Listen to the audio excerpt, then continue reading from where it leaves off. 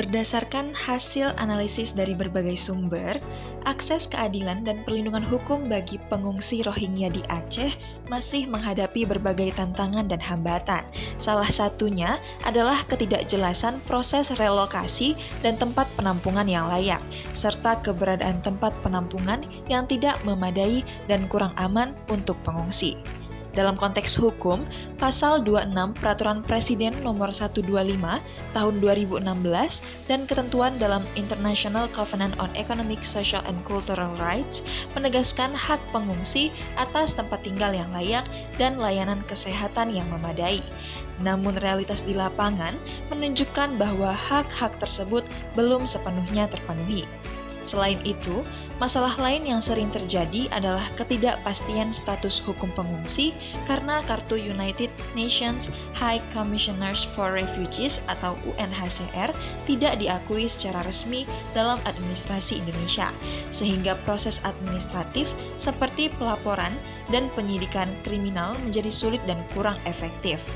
Kondisi psikologis pengungsi yang mengalami trauma dan kekurangan pendampingan hukum profesional juga menjadi hambatan besar dalam mendapatkan keadilan. Koordinasi antar lembaga, termasuk pemerintah daerah, pemerintah pusat, komunitas internasional, dan masyarakat sipil masih perlu diperkuat agar perlindungan hukum dan akses keadilan bisa lebih optimal.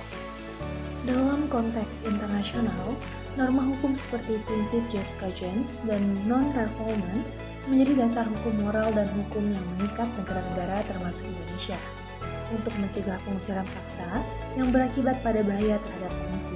Di lapangan, masyarakat Aceh menunjukkan solidaritas kemanusiaan dan membantu pengungsi Rohingya melalui penampungan dan penanganan secara langsung. Namun, penanganan tersebut harus dilengkapi dengan kebijakan yang terintegrasi dan berbasis data yang akurat serta melibatkan seluruh pemangku kepentingan untuk mencapai keadilan sosial dan kemanusiaan.